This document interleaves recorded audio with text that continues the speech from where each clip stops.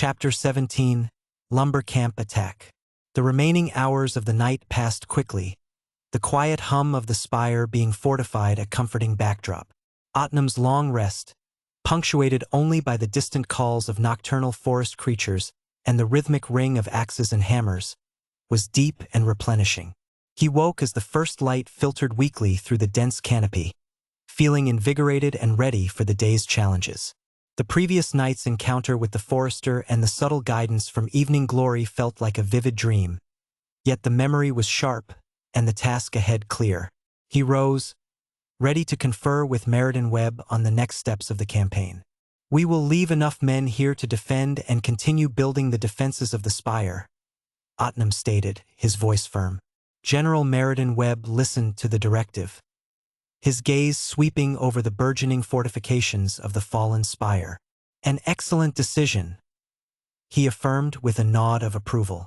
"Leaving a strong contingent here will secure our rear, protect our supply lines, and provide a staging ground for future operations. Captain Luna Nightsong will oversee the garrison and continue to improve the defenses. She is well suited to the task." He then turned to a map, already tracing potential routes. "The main force, however, will be ready to move by mid-morning.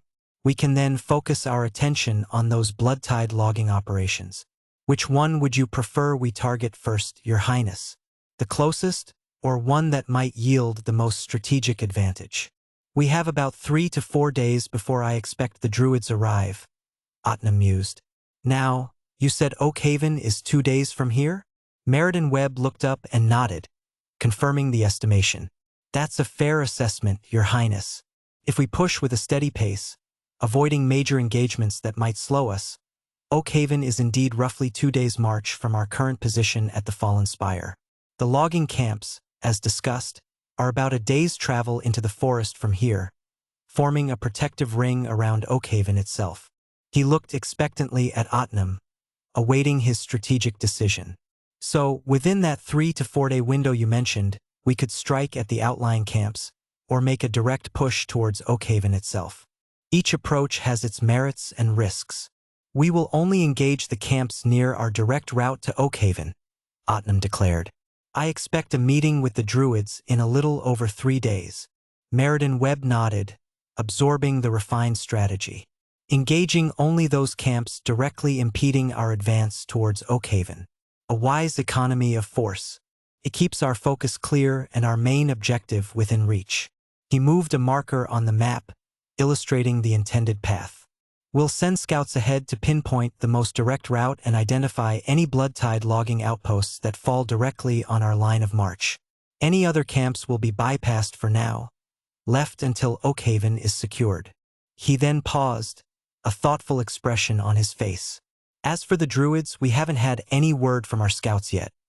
Although I understand your hopes for their aid, I just fear it may be futile due to their elusiveness. But we will proceed with caution, minimizing our impact on the untouched forest where possible. A silent approach through their lands might gain us more favor than a heavy-handed one." He gave a curt nod. "The army will be prepared to move by mid-morning. Our objective, Oakhaven, but with a readiness to strike where necessary. When ready, I will ride at the head," Otnam stated with conviction. The general's eyes met Otnam's, a rare flicker of admiration shining through his stern demeanor. "As you command," he replied, a clear note of respect in his voice. "It will undoubtedly inspire the men to see their leader at the forefront. We will have your mount ready, and the vanguard will await your signal." The morning broke, painting the forest canopy with soft light. The camp at the Fallen Spire bustled with purposeful activity. Men and dwarves packing equipment, checking their arms, and preparing for the march. Soon, the main force began to assemble, forming a disciplined column ready to penetrate deeper into the Whisperwood. Otnam's steed, a sturdy warhorse, was brought forward, its breath steaming in the cool morning air. As he mounted, the general and Sergeant Marcus took their places beside him, and a wave of anticipation, mixed with grim determination, swept through the assembled ranks. The path to Oakhaven lay ahead, and he would lead the way. "Ride out," he commanded. The army moved with remarkable quiet for such a large force, a testament to the discipline instilled by the army's commander, the stealthy expertise of the adventurers, and the Stoneheart barbarians' innate senses. Otnam rode at the head. He was acutely aware of every rustle and snap, the dense canopy overhead filtering the morning light into a mosaic of shifting shadows. Hours passed in a slow, deliberate advance, the path winding deeper into the whisperwood. Then, the scent of fresh-cut pine and the faint, rhythmic thud of axes reached them, signaling proximity. The vanguard scouts, moving like phantoms through the undergrowth, quickly confirmed the presence of a blood-tied logging camp directly in their path. It was a crude but functional operation. A clearing hacked from the ancient trees, dotted with stacks of lumber and rough-hewn shacks. A small palisade, hastily erected, offered minimal defense, and several blood-tied guards patrolled its perimeter, their red cloaks a stark contrast against the green of the forest. The element of surprise was still firmly in their grasp. Otnam, observing the camp from the tree line, formulated his plan.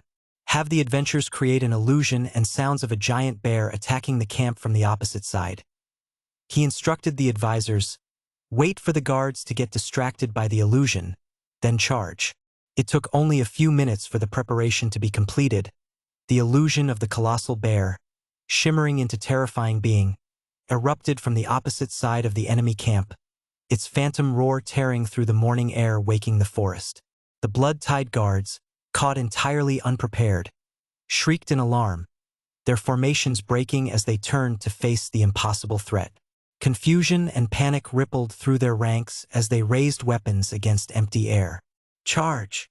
Otnam bellowed, his voice a thunderclap amidst the chaos. He drew his long sword, its polished blade gleaming faintly, and surged from the tree line. His army, a disciplined wave of steel and fury, followed his lead, crashing into the distracted camp with devastating force. The surprised guards, still reeling from the illusion, barely had time to react before the first blows landed. The fight for the logging camp had started. Otnam, fueled by the adrenaline of battle and a burning desire to end the blood-tide's tyranny, charged directly towards the largest concentration of enemy forces, aiming for what appeared to be their command element. His personal guard, Marcus, and his elite unit, though swift, were momentarily caught in the surge of the main army, while Otnam was able to slip through the initial chaos. His eyes locked onto a hulking figure, a blood-tied sergeant, whose scarred face and heavy axe marked him as a formidable opponent. Seeing Otnam's direct assault, the sergeant bellowed, "We are under attack." It was all he managed in surprise, his axe swinging in a wide, arcing strike, aiming for Otnam's chest. He didn't meet the blow. Otnam dropped low, letting the moment carry him forward, the clash of steel, echoing sharply in his head, as the axe met his helmet. The sound ringing in his ears, but the helmet held, as his momentum carried him forward. His long sword handle, braced against the back of his shield, the sword hit, a clean strike into the sergeant's midsection, where armor was thin, his arcane senses having already pinpointed the weakness, allowing for a critical strike in a moment of surprise. The sergeant dropped to his knees, then to the floor. He would not recover, a wave of renewed vigor washing over Otnam. The other blood-tied guards, Clive, Ben, Garth, and Bane, converged on Otnam as he rose to his feet. Clive, a nimble warrior, lunged with a short spear, aiming for Otnam's flank. Ben, a brute with a spiked club, swung for his head. Garth, a more cautious fighter, tried to circle behind, while Bane, a fanatic, unleashed a guttural war cry, his eyes glowing faintly with a dark, almost magical energy, a common ability among the blood-tied, known as a blood frenzy, granting them increased strength and resilience for a short time. Otnam found himself surrounded, a whirlwind of steel and magic. He parried Ben's club, deflecting it just enough for it to glance off his shoulder, a searing pain blooming from the blunt attack. As he twisted, narrowly avoiding Clive's spear, its tip grazing his armor. Garth's attempt to flank was met with Otnam's shield, sending the guard stumbling as he deflected the blow. Bane, in his blood frenzy, was a terrifying sight, his attacks faster and harder. Otnam took a heavy blow to his right side, from Bane's axe, the impact stealing his breath and sending a jolt of pain through him. As the axe bit deep, he gritted his teeth, his vision momentarily blurring. He was losing ground, his life force draining. Meanwhile, as the armies engaged, the main Amaranthan force, a disciplined wave of steel and fury, crashed into the distracted blood-tied camp. The Amaranthan vanguard, comprised of heavily armored infantry, formed a shield wall, absorbing the initial disorganized counterattacks from the blood-tide. Behind them, archers positioned at the tree line rained down arrows, forcing the blood-tide to seek cover, stopping any attempts to regroup. The Stoneheart dwarves and barbarians, their axes gleaming, followed close behind on the Amaranthan force's flanks, their heavy charges breaking through any pockets of resistance. Their formation was a powerful wedge, splitting the disorganized blood-tide forces. The blood-tide, though initially panicked, were not without their own ferocity. Their ranks, a motley collection of hardened mercenaries and fanatical cultists, began to coalesce while laborers ran in all directions. Some of their warriors, particularly those with the blood frenzy ability, fought with reckless abandon, ignoring wounds that would fell lesser men. Others, known as blood mages, began to chant, dark energies coalescing around their hands, preparing to unleash destructive spells. Marcus, seeing Otnam's perilous position, roared in frustration. The sheer press of bodies, both allied and enemy, made it impossible to reach his liege immediately. The elite personal guard, a compact unit of 10 warriors from both Amaranthan and Stoneheart, moved with desperate urgency, cutting a path through the melee. Marcus, twin short swords a blur, fought with a controlled fury, his movements precise and deadly. Each swing was aimed to clear a path, not just to kill. The rest of the guards, a shield wall of blades and fury of their own, absorbed blows, dispatched foes and pushed forward, their eyes fixed on Otnam's distant, embattled form. "Push! For the Archon!" Marcus yelled, his voice strained but clear, urging his men to greater effort. They were a small island of order in a sea of chaos, relentlessly advancing towards their lord.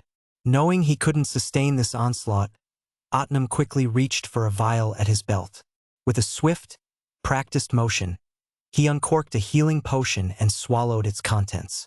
A warm, invigorating surge spread through his body, mending the worst of his wounds and restoring his focus. He was still battered, but he was back in the fight.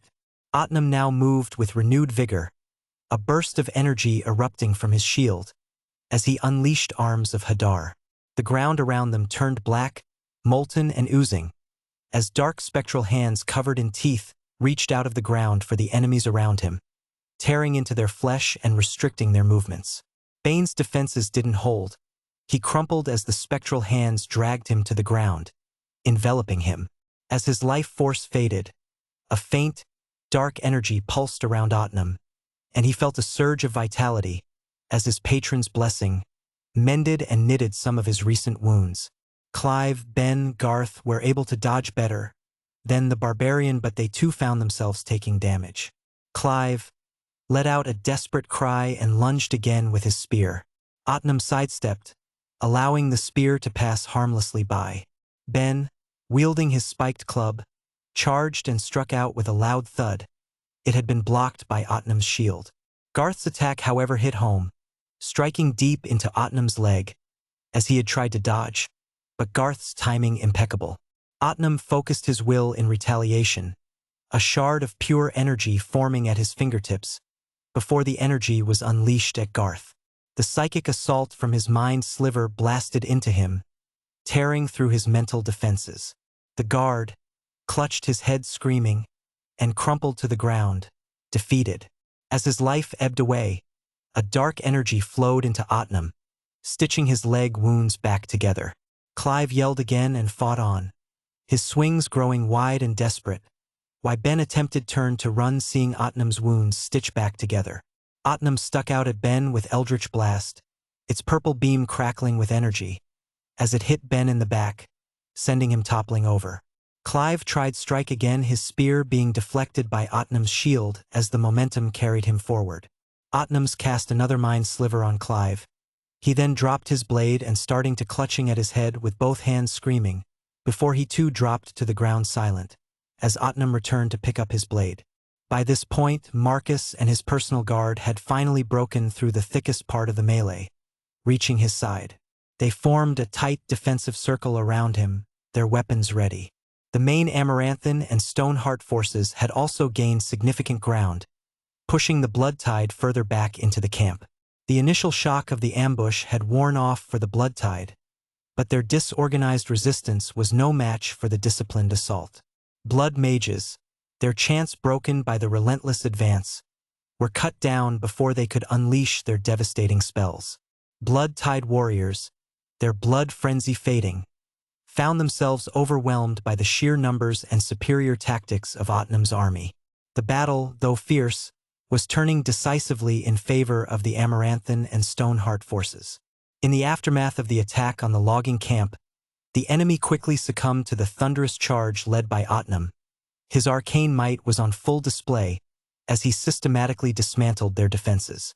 Though he faced fierce resistance throughout the fights, taking blows, the restorative power of Dark One's blessing kept him going, each defeated foe invigorating him. In the final, decisive strike, his Eldritch Blast obliterated the last remaining Blood Tide member. The camp, now silent save for the crackle of distant fires, erupted in cries the sounds of victory. The army had secured another crucial foothold, one that would serve as a crucial supply line, as they pushed deeper into Whisperwood. Otnum stood victorious. He gave a cry of victory before setting about the task of organizing the army, ready for the next step towards Oakhaven. Otnum's forces moved with practiced efficiency to secure the logging camp. Squads fanned out, searching through the rough shelters and examining the felled timber. They uncovered a decent supply of raw logs, stacked neatly, ready for transport. Food provisions, though basic, were also found, adding to the army's stores. From the defeated guards, a scattering of silver and copper coins was collected, a small but welcome addition to their funds. Beyond these spoils, however, the search yielded little in the way of significant intelligence. There were rudimentary logging tools, axes, saws, and the like, but no new maps, no strategic documents, and no indication of larger Blood Tide movements or plans beyond this immediate operation. The camp was just as it appeared, a simple, vulnerable outpost designed for resource extraction, now silenced by their advance. The night remained, but the path forward, towards Oakhaven, felt clearer now. Under the cover of the remaining night, Otnum gave the order to establish a small, well-defended garrison at the newly secured logging camp. Wounded men were tended to, and a contingent of Amaranthan soldiers and Stoneheart dwarves were assigned to hold the position, fortify it further, and begin processing the captured timber. They would serve as another secure point along their supply line and a beacon of their advance into the Whisperwood. With his forces trimmed but still formidable, the main body of the army continued its stealthy march towards Oakhaven. The forest remained shrouded in darkness, providing excellent cover, and the discipline of his soldiers prevented any stray sounds from betraying their presence. The air grew cooler as dawn approaches, but the canopy remained thick, holding back the first light of day. The rhythmic crunch of boots on leaf litter and the soft clink of gear were the only sounds accompanying their relentless push deeper into Whisperwood territory.